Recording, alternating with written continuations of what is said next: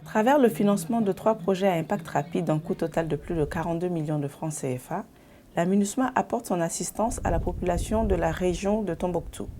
Dans les environs du lac Oro, la MINUSMA facilite la mise en place du balisage des passages pour animaux, afin de faciliter la réconciliation entre les éleveurs et les agriculteurs grâce à l'aménagement des voies dédiées à la transhumance. Le deuxième projet vise à améliorer les capacités d'assainissement de la ville de Tombouctou, en finançant la réparation et la maintenance du camion de collecte des ordures. Enfin, 4 bibliothèques de la ville des 333 saints sont en cours de réhabilitation avec le concours de la MINUSMA et de l'UNESCO.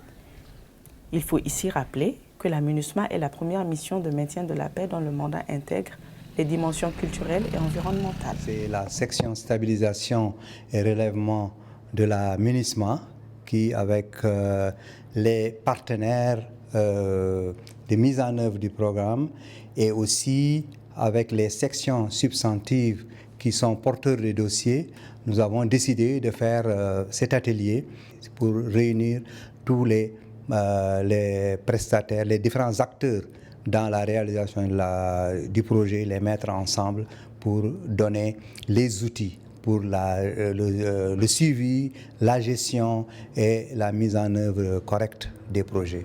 Donc dans le cadre de nos activités, on soutient un projet à impact rapide dont le porteur du projet est la mission culturelle de Tombouctou et qui consiste à la réhabilitation de 4 bibliothèques de manuscrits à Tombouctou. L'état des bâtiments était affecté entre autres par l'attentat de septembre 2013, par l'attentat kamikaze, et puis pour différentes raisons, par un manque d'entretien aussi durant la crise. Je suis à la deuxième semaine, puisque la première semaine j'avais fait la démolition des parties que je devais démolir, et puis les parties que je devais soutenir la deuxième semaine pour soutenir le toit, pour essayer de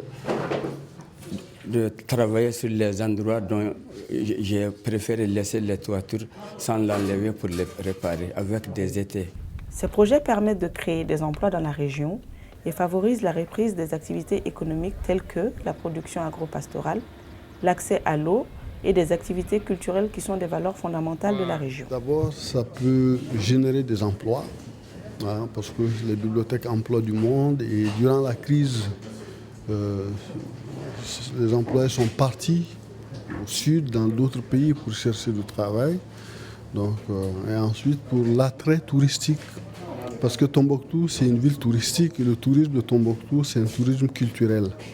Alors si on arrive à réhabiliter correctement ces ensembles culturels, on peut penser qu'avec la paix qui revient, on l'espère, le flux touristique peut revenir. Le balisage va permettre aux éleveurs de pouvoir avoir officiellement des espaces de passage qui existaient dans le temps mais qui n'étaient pas effectivement balisés. Mais ce projet viendra donner une ouverture réelle à ces pasteurs pour avoir accès dans le fond du lac pour l'élevage.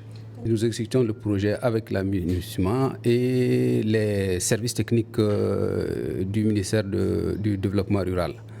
Donc à ce titre, la FAO, bien qu'intervienne par le financement en mettant à la disposition les IPN et les cornières, interviendra dans le suivi du projet pour une bonne visibilité de ce projet-là. Afin de bien préparer tous les acteurs qui sont ou seront partie prenante à la réalisation de ces projets en cours, la MINUSMA a mis en place un atelier sur le suivi des projets à impact rapide le 13 novembre dernier. Et dans le cadre de cette formation, on a pu réunir les projets par équipe. Donc dans chacune des équipes, on a mis ensemble les différents acteurs. Le porteur du dossier, c'est-à-dire les sections substantives de la MINUSMA, donc, et l'agence de mise en œuvre, les entreprises, les partenaires, on les a mis ensemble, y compris aussi d'autres agences d'exécution comme la FAO.